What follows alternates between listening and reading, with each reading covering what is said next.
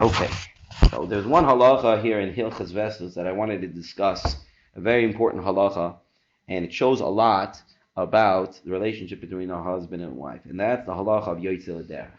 The halacha of Yotze L'derech is as follows.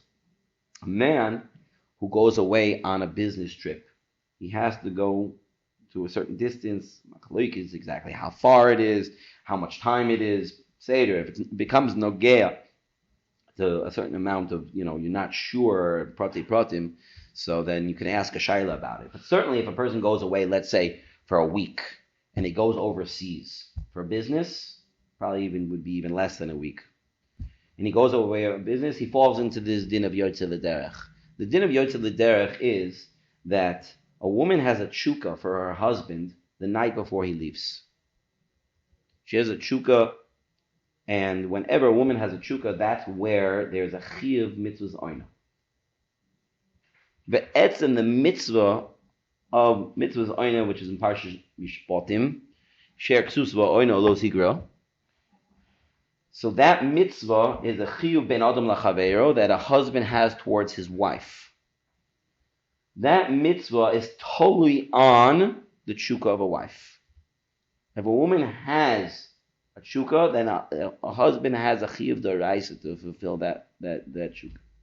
Therefore, the halacha when it comes to vestos is that even if the night before he leaves is a vest night, regardless of whichever vest night it is, if it's a vest night, which means that there's already an isser patash v'shamita on that night, the chiyuv of Yotze L'derech is doicha that isser.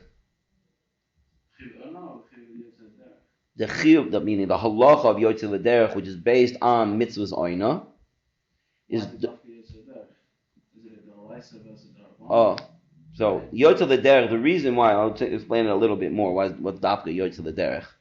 But first explain what the halacha is. The halacha is that Chazal or Megala, that a woman has a big desire for her husband that night, and therefore a man would have a chiyuv d'oraisa for mitzvahs oina on that night, and it's doicha the din of the vest. It's doicha the isser of the vest. Now, why is it dafka Yotze L'derech? It's dafka Yotze L'derech because Yotze L'derech is a situation where a woman was put into this situation. You can't force her to change her feelings when she was forced into this situation. Meaning she didn't do anything to put herself into this situation. She was put into it. And therefore, we're makel for her because she automatically gets this feeling when she's put into this situation. Whereas in other situations, we're not going to be makel. Situations, everybody can ask their own shaila, but certainly there are those who are machmir even on Leil Tzvila. That the Leil Tzvila, if it falls on a vest night, Pashtus is osir, but everybody can ask their own shaila about it. How that works out, that the Leil Tzvila is the best night, figure it out. Use the math and figure it out. There's definitely possibilities of such a thing happening. It's only if the man is Yotze L'derech. If the woman is Yotze L'derech, it could be then there's no chiyuv, or if she's coming. There's also Indian if he's coming back that night. All of these things are shaylas. If it happens to anybody, so then you should ask a shayla beforehand. The ma'isa, the idea that's brought out is that the chiyuv of mitzvahs oina is a chiyuv that comes from the cheshek of a woman. That's what the chiyuv is. That's what the mitzvah is. The word oina means time. That's what it means. But etzim, what a woman wants more than anything else is time with her husband. That's what she wants. Which is why Chazal tell us that the greatest schus that a woman can have, a schus that the Gemara says could even be doiche the meisoita, meaning if a woman was guilty of being a soita, she was in the zana with another man while she was married, she could still not be punished for up to 3 years. She won't die from the meisoita if she has a big schus. And the Gemara asks, what kind of schus could a woman have that could have such a power? A woman should die on the spot from that. She drinks the water, just the water touching her lips would be enough. You should drop dead. Or very soon afterwards. Mashma in the Mishnah that they maybe have a few seconds to try to get her out of the Beis Hamikdash, so she doesn't die right there in the Beis Hamikdash. Maybe they have a minute or two to get her out, but not 3 years. What's the big schus of 3 years? So the Gemara goes back and forth without going through the whole thing. Soita, and the Gemara answers, it's schus Torah. It's the schus of sending her husband and children to go learn and waiting for them to come home. It's hard. That's a hard thing for a woman, to wait for her husband to come home. Because what she wants more than anything else is oina. She wants time. She wants that time to be spending with her husband. She has a tshuka for her husband. She has a desire to be with her husband. So for her to wait is so difficult, which is why it's a tremendous chus. If she's sending her husband to go learn and she has to wait for him, it's a tremendous chus for her because it's so difficult. That's what mitzvah's oina is. So when that shuka is awakened, so that's why there's a chiyuv d'oraisa. But be'etzim, that shuka is based on this yasoid, the yasoid of wanting to be together with him. The din of how many times a husband has to be mekayim mitzvah's oina a week is dependent on his work. How much work is he doing? The Rashi in Parshas Vayishlach talks about this is based on a Mishnah in Ksubis, that the more a husband is away, the less he has to be Mekayim Mitzvah's Oina. The more often, if he's home more often, then he has to be Mekayim more. The reason is because when a woman marries a husband, she already knows, oh, my husband is a sailor. So because he's a sailor, he's away very often. He's away for long spans of time. So she knows that going in, and she's accepted it before she got married. However, if somebody is used to working at home, close to home, and therefore a mitzvah's oina is more often, and then he decides, I want to become a sailor, a wife has the right to be ma'akivit based on this halacha. And now she's going to lose out on her mitzvah's oina. She can stop him from choosing this profession, from changing the profession. Halachically, she has the right to do that because he's going to be taking away mitzvah zaynah by her. That's what a woman wants. She wants to be with her husband. Mishnah says, "Rota isha betisha kavim bekav betiflus mitisha kavim beprecious." A woman would rather have one kav, a small amount, betiflus. Tiflus here means, let's use a nice way of saying it, time with her husband. Mitisha kavim, the 9 times that amount, uprecious, and separation from her husband. She'd rather give up the money to have her husband. My Rebbe told us a story. I heard this story many years ago about a certain very, very wealthy lady who was crying to his wife. She had a big house, fancy car, jewels. They were very, very wealthy. And she said she hates it. She hates all of it. My husband is never home. I never see him. Never. He has a bed in the office. He has 2 pairs of tefillin. He keeps the tefillin. He doesn't come home. I don't call it the business. I call it the monster. I want my husband back. The monster ate my husband. I don't have my husband. Because that's what a woman wants. She wants her husband. She wants to have time with her husband. That is what mitzvah's oina is be'etzim. Now, when it comes back to the din of vestos, theoretically, there is a those can be machmir instead of having tashmish amita on that night. It can be yoytze with chibuk b'nishuk, the chumrah, but that's only if she gets sipuk from that. Meaning, there's a chiyuv d'oraisa. The chiyuv d'oraisa is a chiyuv for tashmish amita. Tashmish amita should be what brings a husband and wife together. That should be. If there's some reason why it's not, then that needs tipul. But that should be what brings a husband and wife together to the ultimate to the ultimate level. It could be there's a lot of work to get to that point. That's normal. It's normal to put in a lot of work because all marriages need a lot of work.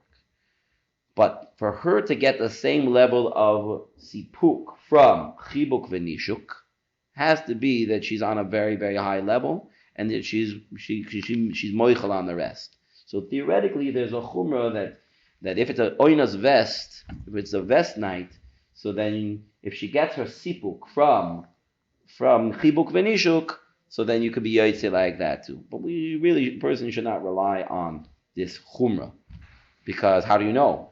How do you know that taka she's getting her sipuk? How does a husband know that? And it could be the wife says it because she wants to be some kind of big tzadekis, and really it's not true. Tosfos in Yevamos says about this: what if a woman is a nida? Obviously, you can't have tashmish mitzvah. It doesn't matter is or kares. So what should you do? So is there no mitzvah at all? No, it's not true. There is still a mitzvah. Just the mitzvah has to be done in a different way. It can't be done with any type of physical touch, because that's certainly also even any type of ma'aseh chibur is a yahar val yavon. So how do you mekayim the mitzvah? The same word, oina, time. Give her that time. Instead of giving her the time in a physical way, you're giving her the time in an emotional way. You're sitting with her, you're talking with her. Her husband's leaving. Yes, it's true, we can go halfway around the world and still be back the same week. Theoretically, you could do that nowadays. But my husband's leaving, and he's going to be gone for a number of days, and I'm going to be here by myself. Even if she has 12 kids, I'm going to be here by myself. That hurts. And she has that shukah. So even if she's a nida, he has to give her that time. And he can be mekayim the mitzvah in that way. He can be mekayim the mitzvah d'oraisa through giving her that time. Spending time with a wife is extremely, extremely important. Now, that doesn't mean that a husband has to be, he has to work, he has to make parnas, he has responsibilities, he's got to do those things. For sure he has to do those things. But she is something. She's the person. She's the most important person in his life, and she has to be the most important person in his life. She has to feel like she's the most important person in his life. Every woman looks at her husband as, this is my man. This is my man, and he loves me, and but I need to see that. I need to feel that. How do I do that? So if she feels that the business is more important than her, she won't be able to be soivel that. That's too hard. Which is why if he's going out to do something else, she needs to feel first. No, I'm the most important thing. First is me. Then everything else. So if a person does everything else, and not his wife, so then how important does she feel? Now I'm going to hear him say something that might seem a little bit strange, but I've seen this a number of times, and I think that there's a big toll that people are making. People think that being spontaneous in marriage, certainly when it comes to mitzvahs oina, that's how you know that's real love. Being spontaneous is a big toll, big mistake. Because what ends up happening in many, many of these situations is that husbands and wives are almost never with each other. Never. You know what? You know how you show something is important to you? You make time for it. If something is important to you, you make time for it. So I'm going to schedule the time in, because if I schedule it, it's going to happen. If I put it on my schedule, but Rabbi, you lose all the excitement. No, you don't lose all the excitement. If anything, it's the opposite. If you schedule it, it means you'll prepare for it too. That's what it means. It doesn't just mean say, okay, Friday night and Tuesday night, that's it. That's the first step. If you already know Merosh that these are the times for mitzvahs oina, so you have to prepare. You have to put in effort. It means you're going to build up to that. If you're not putting in the effort beforehand, so then you're missing out on the whole thing. And by scheduling it, I'm making it choshuv. This is going to happen. I'm making it choshuv, and therefore I'm going to put in effort into it. It means doing things beforehand. whatever all those things are, whether it means buying a nice gift or leaving a note or spending time talking or going for a walk or any number of things that could be a lead in, that's what needs to be done. When something is spontaneous, you don't have the ability nor time to do anything to prepare at all, and because it just happens. And many times, if you're preparing all the time and then it doesn't happen in the end, you get very disappointed. And if you do that enough times, you're just going to give up. You're just going to stop. Because I wanted to put in effort. I wanted to, and I did, and then she wasn't interested. And it happens again and again. And again, that happens. And she puts in a lot of effort, and he's not. So you get tired. I put in so much effort, and then what? If I know beforehand that this is what's going to be, so I can put in effort, and then there won't be. I mean, there always are surprises. Surprises, yeah, a person has to be ready for. But most of the time, it will come out. Most of the time, it'll work out because we scheduled it in advance. And on those surprises, okay, surprises happen. But this is a big yisoid. And a lot of people become very, very frustrated because of it. They feel like, wow, if it's not spontaneous, then it just doesn't show anything.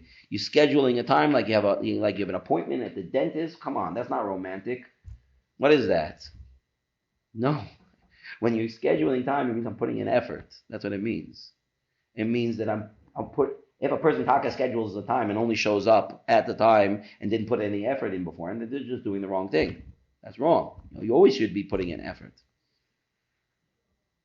So it's the importance of time spent with each other is so crucial that you have to schedule it. You have to make sure this yoytze l'derech. It's not you all of a sudden you knew that this was going to happen. You scheduled beforehand. I'm going on a trip. This is where I'm going. Yes, there are certain times they're very rare, but like a last second, I have to leave tonight. There's a story in the Navi about that.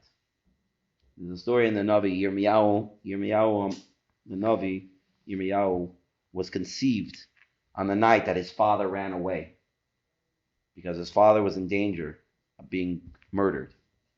And because, I don't remember which melech it was at the time, his father was a Navi too.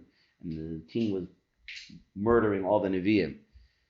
And his father had to run away, mamish. And on that night, the night before he ran away, right before he ran away, that's when Yirmiyahu Navi was conceived. But you see what the greatness of that mitzvah was. It led to one of the greatest Nevi'im.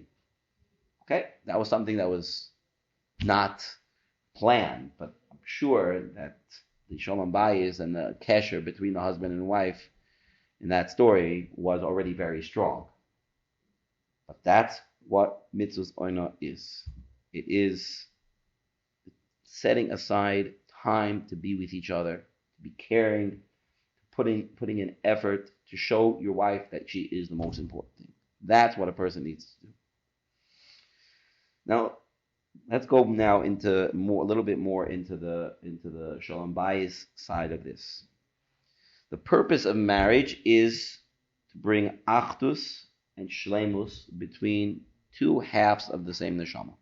That is what HaKadosh Baruch Hu wants.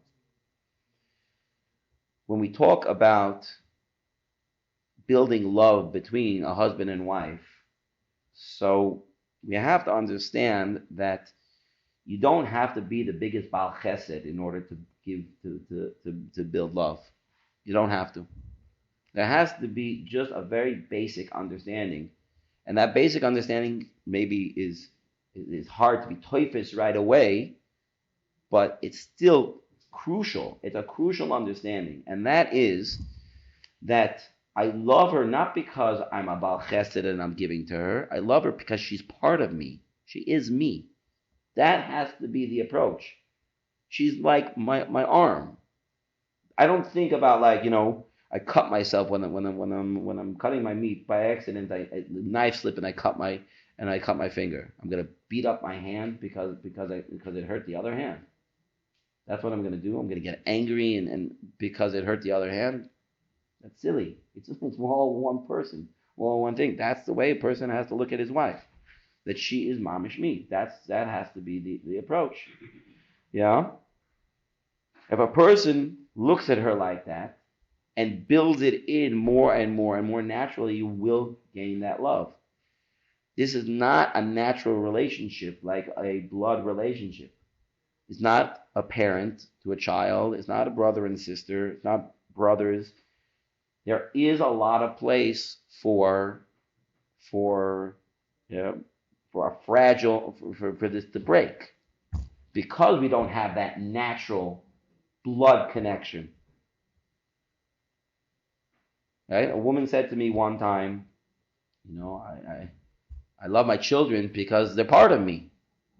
They came from me. So it's easy to love them. Yeah, but that's the way, it's the same way you have to love your husband. You came from your husband too. No, I didn't. We don't see that, which is why it's harder. But that's the etzem what it is. You're two halves of the same neshama.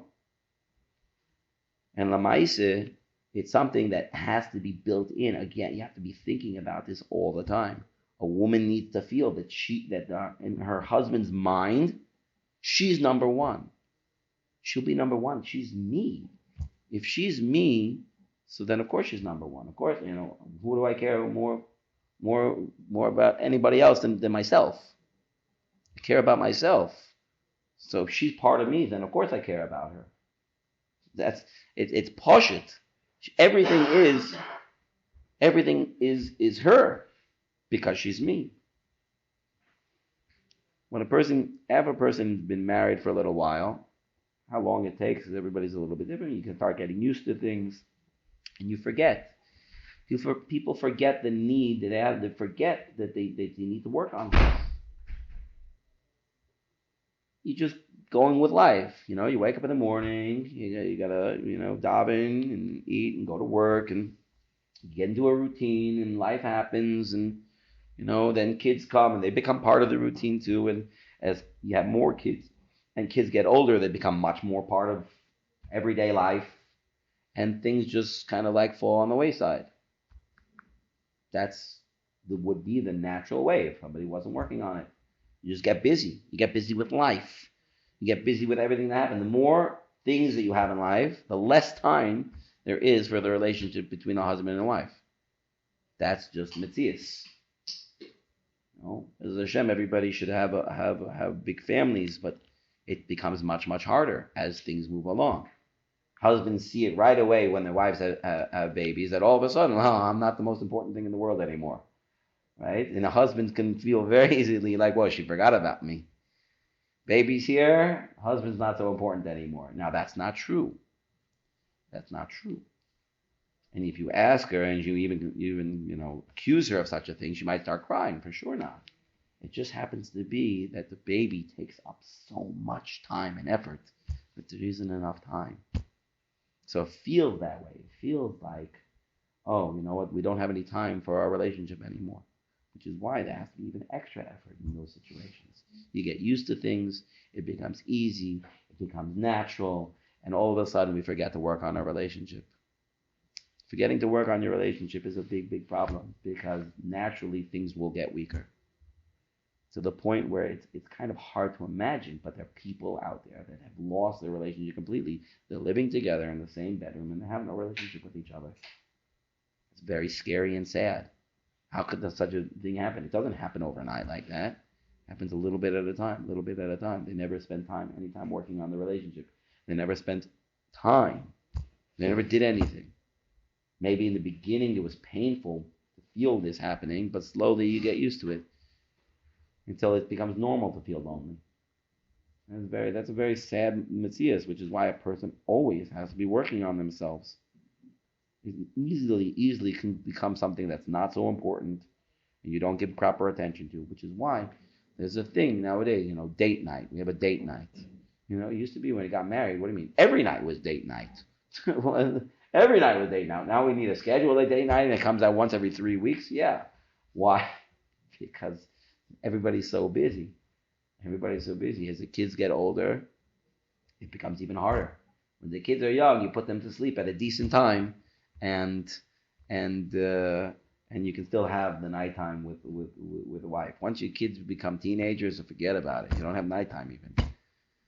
Kids come back even later, It depends on the woman. So I have to stay up until my 16-year-old son comes home from wherever he is, because of course the yeshiva doesn't let him have a phone. So I don't even know where he is, and I have no idea. And she's worried. So when is there time? When's there time for that? You have to find time. It is crucial. It is so important. You can't just be like, well, okay, no, nothing we can do about it. That's it. And that's what he said. Time is the essence of the relationship. That's what it is. That's the essence of really having a strong relationship. It means being Moshe Nefesh many times. It means giving things up in order to show your wife how important she is. There's a story that I like to say. I heard the story. I think maybe it's a mashal. It's not really a true story, but from Rabbi Kiva Tatz. He gave this mashal in one of the Shira on Shalom Bayis. He said that there was once a man who had a very, very big business meeting, multi-million dollar deal, and it's very tense, and they're sitting in the boardroom, his company, the other company, very tense moment, and there's a knock on the door, and he's like, I already told the secretary, there's no disturbing this meeting. Knock on the door, secretary comes in, he looks like he's shooting fire at her, like, how dare you open the door? And he said, listen, Mr. Goldberg, I'm really sorry. I know you told me no interruptions, but it's your wife on the phone, and she says it's an emergency, and she's already called 6 times.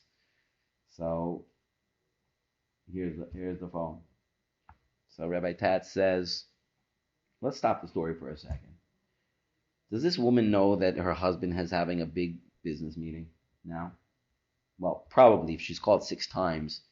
Even if he didn't tell her, the secretary told her already 5 times beforehand. So probably she knew, and even if she didn't know, then it's even worse. And so she knows this is like a huge deal. There's tons and tons of money on the line, and why is she calling? Why is she calling? The reason why she's calling is because she feels that this business is more important than her. And she can't be soivel that. That is the worst. That is not okay. That is not okay. There is nothing. It doesn't matter how many hundreds of millions are on the table. There is nothing that's more important than me. And I'm going to prove it to him. I'm going to show him if he doesn't know. Now, this might be subconscious, but that's the way she feels. She's not doing that consciously. She's doing it subconsciously. Because she can't deal with it. She can't handle it.